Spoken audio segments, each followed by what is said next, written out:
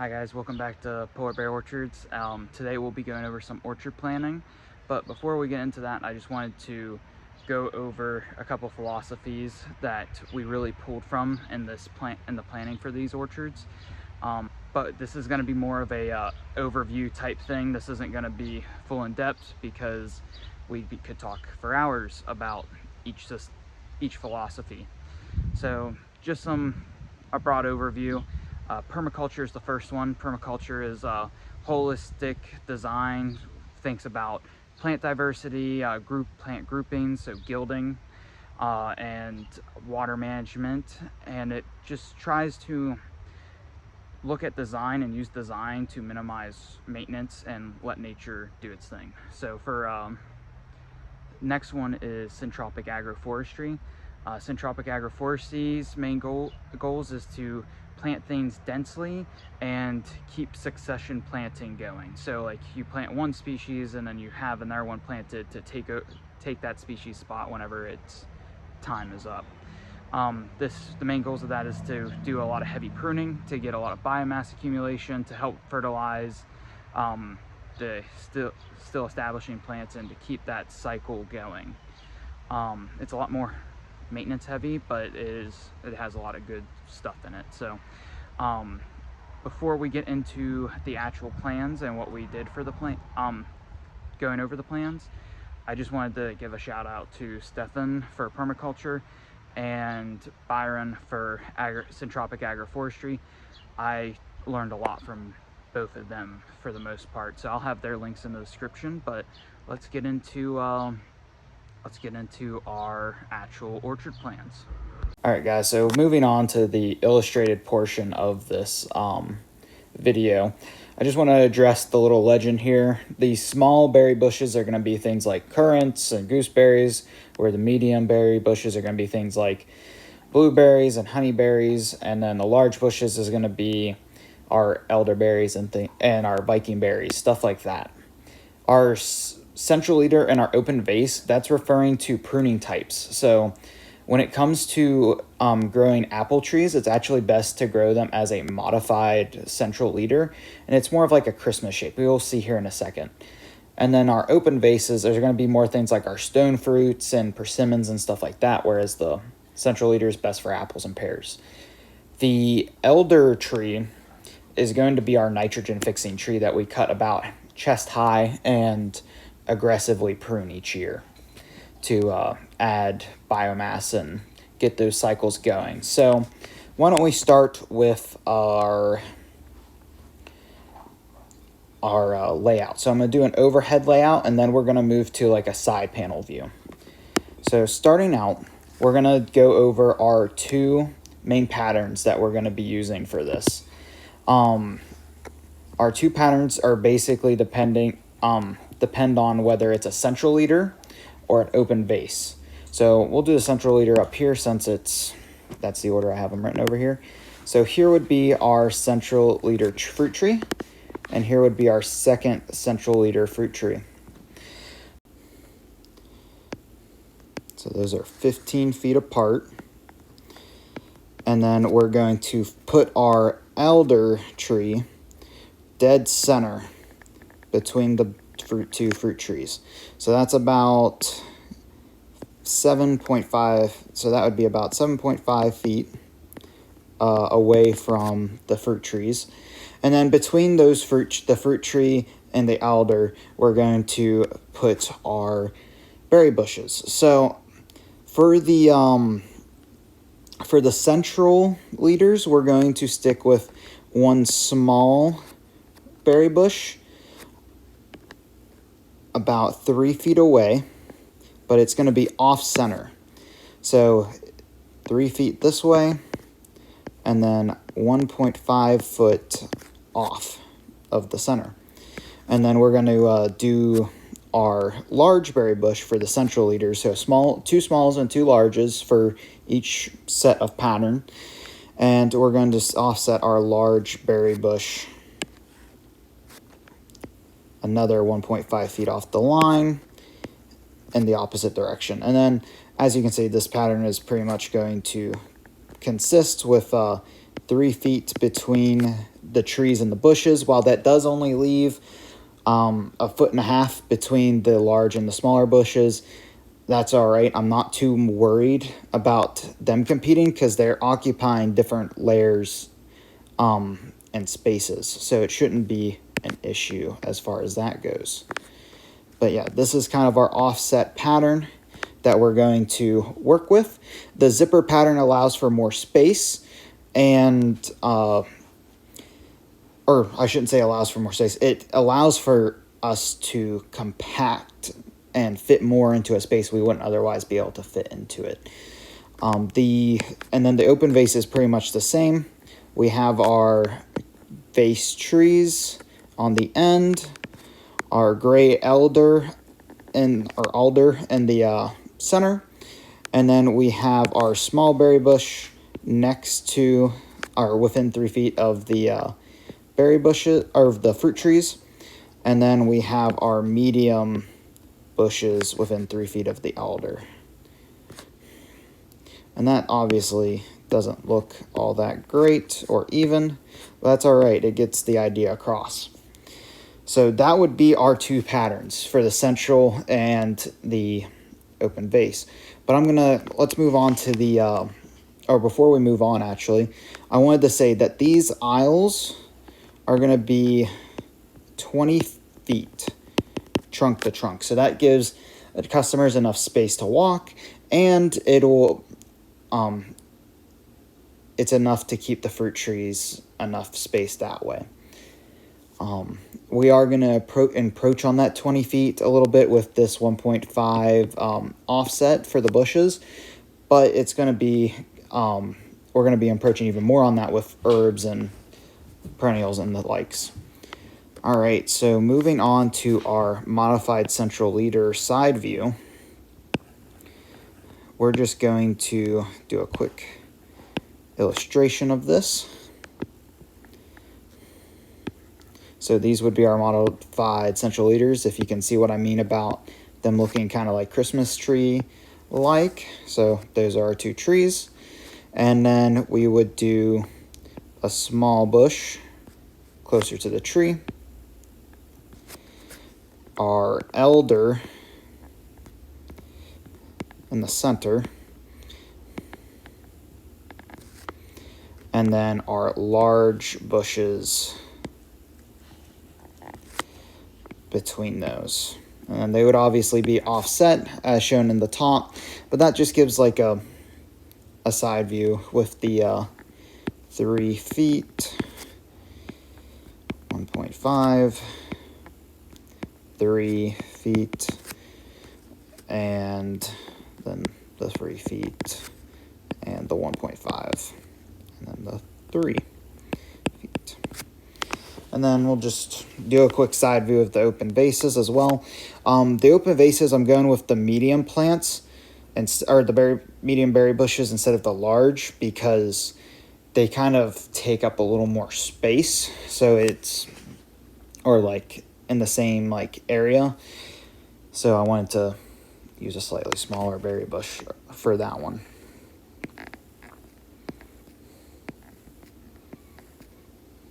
So that would be kind of more like the open vase. The open vase is designed this way so that it absorbs more light, and it's a lot better for the stone fruits, which have a lot of sugar. And then, yeah, so that's just a brief side view to give an idea of what that would look like. And then I was planning on putting maybe a break or two within the lines, depending on how long they are, to add like things like seating and stuff like that. Now I do want to go into individual trees, so we'll start with the central leader. We're gonna have specific zones and do certain things in each zone. So our first zone here is going to be from 0 to 18 inches. And this is where we're going to have mulch and a line of chives. So the reason we're having the mulch and the chives is the chives will act as a natural deterrent for moles and ground pests, and the mulch will help suppress any weeds or anything like that, not allowing our clover from the aisles to encroach into the tree. So that gives it a nice bit of space. Our next is going to be 18 inches to 2.5 feet. So this is going to be where we put things like anise, hyssop, and bergamot, which are just a couple herbs that are good for beneficial insects, and they are useful in cooking and things of the likes. Because everything I want to put in here, I want to try to have multi-purpose, attracting pollinators, dynamic accumulation, and like can be edible or used for teas and the likes. So that'll be that range. And then we're going to have another range which kind of overlaps with this one. It's going to be our 1.5 feet to 2.5 feet. So that's going to overlap, but this is where we're going to put things like our kale, echinacea, and yarrow.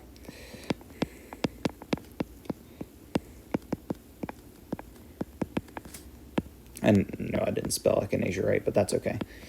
And then this is going to be our sunnier area. And then lastly is going to be our 2.5 to our 3.5 feet. And this is where we're going to put things like lavender,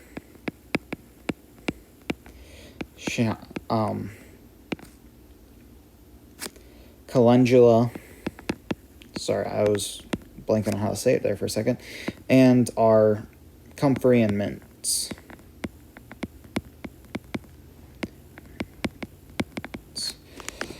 So that's kind of how it's going to be, and that's kind of like the zones we're going to work with. And this would obviously be circular. So if the tree was here, it would be in a radius around it. The only reason I am only showing it this way because it's easier to understand this way. This will kind of encroach on the berry bushes, obviously. So whenever it hits the berry bushes, we'll probably have another guild around the bushes. I'm just not sure exactly what that is going to be. I'm thinking about mostly just sticking with like a mulch perimeter and calling it a day, and then allowing or continuing the tree guilds. But depending on the plant, whether it's a grouping plant or a sprawler, we're going to have to change how it's orientated with the rows. So if it's a grouper, or if it's like a bushier plant, we could always do like groupings, just little splotches throughout the aisles in these zones. And if it's more of like a single one, we could, or like a straight and narrow type style plant, kind of like the chives, we could just do rows of them. Like I said, I'm not entirely sure how we're going to work this out. It's kind of hard to think exactly of how we're going to do it when I haven't seen anyone with that implemented, or like I've never experienced it firsthand. So it's going to be a learning experience as far as that goes. But our open vase shape is going to be different.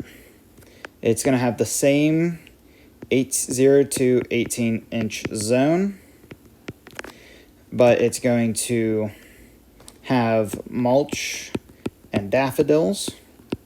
Same reason for the daffodils as the chives. And then we're going to have our 18 inch to 2.5 feet. And this one we're going to have, again, the anise hyssop and our bergamot.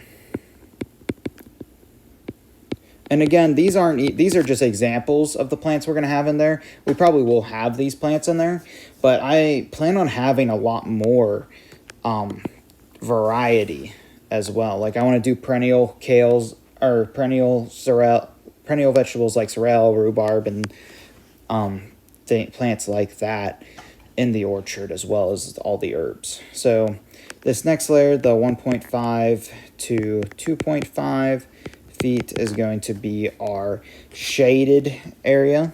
So we're going to have marshmallow plants. No, they do not grow marshmallows. I might do a short or something later, but it's a really pretty flower that could be used to make marshmallows, and actually was used to make marshmallows back in the day. And we're also going to put our perennial sorrel in here. And then outside of that is our 2.5 to 3.5 feet.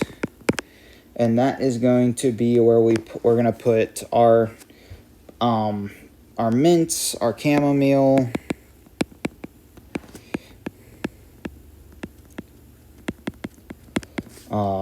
lavender, and then any other Mediterranean herbs, because this is going to be our drier parts.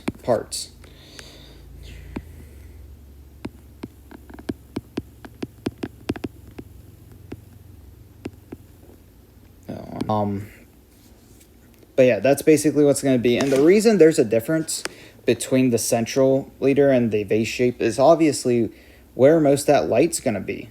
So on the central leader, it's going to be pretty like... Alright, so we're going to be it's going to be really shaded in this area for the central leader because it's like fully blocking out and then pyramiding up. So the further you get out, the more light's going to be available. But with the open vase, it's not quite the same because all this light from our sun is going to be entering the center of it. So this area in here may get more light than it would on the other shape, and then be shaded here, and then obviously have more light outside of that. But that's just an example, just an explanation as to why the plants are kind of where they are. We're working with different levels of light, and depending on how close they are to the berry bushes will also determine how much light they get. So we're going to really play the game of figuring out what really likes to grow where and trying to layer this and take up as much space as possible like they would in agroforestry. So we did say we were going to point out what we got from permaculture and what we got from agroforestry while doing this. Agroforestry, the diversity. So each of these plants, I should have mentioned this earlier, each of these fruit trees are going to be a different species. So like just as an example for the central ears, it would be an apple and a pear. And then we would follow that pattern. But each time we change it for 3 times, I want to have 3 different varieties of each of these plants at the least. That way we get genetic diversity as well as species diversity. And then it would be the same for the berry bushes. They would be different varieties each time, if not the same, if it not at least the same species. And then for the vase, for the open vases, it'd be the same. It'd be like peaches and then nectarines. And the reason you want to change this up and alternate instead of having the same crop is to disrupt pest and disease. So it basically creates an island for these plants, especially if you alternate which species you're starting with. So if I did one row of these stone fruits,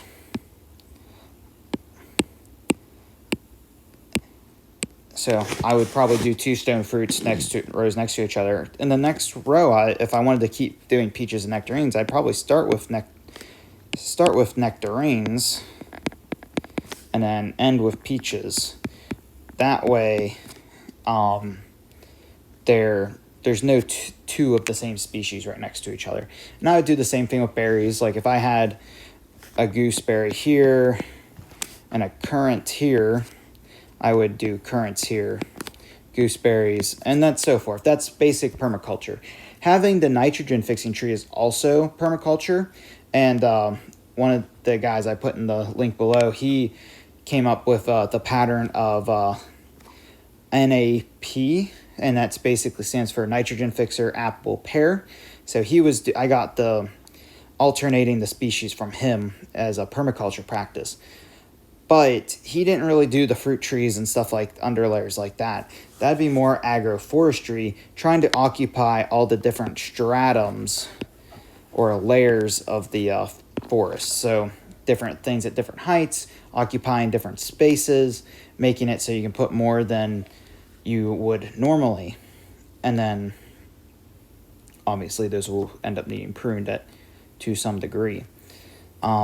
And then permaculture and then as far as putting all the herbs and flowers in, that's basic permaculture too. You're allowing nature to do the work for you, because all these different herbs are gonna, not only they're gonna boost pollination, they're going to attract beneficial insects like parasitic wasp and things like that to help kill your pest species. If you wanted to, which I might, a lot of people suggest putting bird boxes in like occasionally throughout your orchard. That way they can help with mice and other pests and stuff like that, even though they might steal a couple berries here or there. But yeah, that's our basic design. That's what we're going for. We're going for 16 rows. We're going to have, like I said, we're going to have 16 rows. We're going to have it, I might be wrong on the numbers, but we're going to have at least 2 rows of peaches, nectarines, plums, and apricots. Or we might not do apricots. Apricots are really sensitive to the area. So depending on how much I want to mess with that, I may or may not do those. We're probably going to do American-Japanese hybrid persimmons. I wanted to do American, but we don't have any rootstocks that will reduce their height down to semi-dwarf for American persimmons, but a hybrid between American and Japanese persimmons is naturally semi-dwarf. And then after we do the stone fruits and the persimmons and cherries, we'll have 2 to 4 rows of cherries, sweet and tart. And then we'll do then we're gonna do our apples and pears and pawpaws, and might do some nuts, bushes, and stuff in there as well. We're going to have a ton of stuff. Just to give you guys a look, this is the sheet I've been working on to try to kind of plan this out. So just to show, like, I was drawing that to give an idea, but this is the sheet I've really been working with. So as you can see, we have our 16 rows. We have our stone fruit, our peaches or nectarines, apricots. I guess I did put apricots in here, plums. I want to do 1 row of hybrids, so like cherry plums and stuff like that. And then our cherries, our unique cherries, some apples and pears, about 3 rows of those, and then some pawpaws and potentially some nut trees. I haven't quite decided with that, depending on if I get them small or not. And then as you can see, these were our rows that we were working with the stone open vase versus the central leaders. And then, yeah, I just had this is like all my notes and where I was trying to figure stuff out, but I thought I'd show it to you. This outer perimeter, the green is an inner border of herbs and fruits, like josset berries and stuff like that. And then on the brown portion is going to be our fence. We do need a deer fence since deer are so prevalent in our area. And then the orange areas, I was thinking about putting sea buckthorn berries on the outside, because they won't limit the airflow too much. They'll provide a nice fruit for cosmetic making, and they'll help keep the persistent deer out. But I don't know if I'm going to do that quite yet. I haven't made up my mind for certain. And if you see this green row right in here that I'm erasing, this is going to be a grape and kiwi arbor. So my idea was to take the orchard, make a perpendicular strip down the middle, and put a giant arbor with a bunch of table-eating grapes and kiwis and things like that, because not only will it provide another experience for the customers, for you guys, but it will also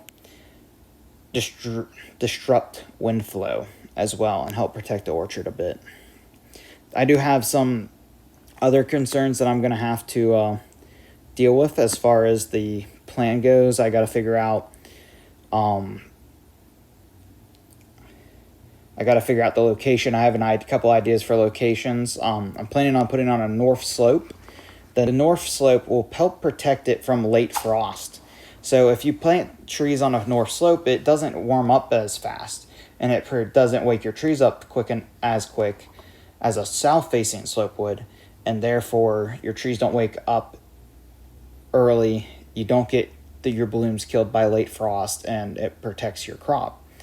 I probably will have to set up easily put up and put down tunnels for the stone fruit, because the stone fruit are going to be really susceptible in our area regardless of my placement and design. So I might put easily to put up and down tunnels for those, and if I do that, I might add figs as one of the berry bushes, and I probably would do apricots, but I haven't quite figured that out. I have to go and check out my location and decide what I'm gonna do. Hey guys, I just wanted to add a quick thing at the end of this. Well, thank you for watching, but I wanted to say I'm gonna make a part 2 for how we plan on implementing the orchard and things that we are going to be doing with that. I just don't want to make this video much longer than it already is, and we'll be making a part 2 and adding how we plan on implementing the orchard, especially with the forest and the terrain and things that we're considering and all that good jazz. So like I said, thanks for watching. The links are in the bottom for those two guys that I got a lot of my lessons from. And here's a little maple real quick.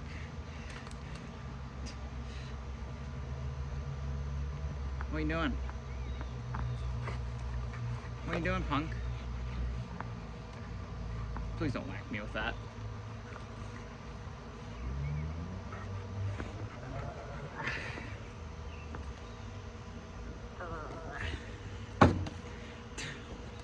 It's dangerous with that stick.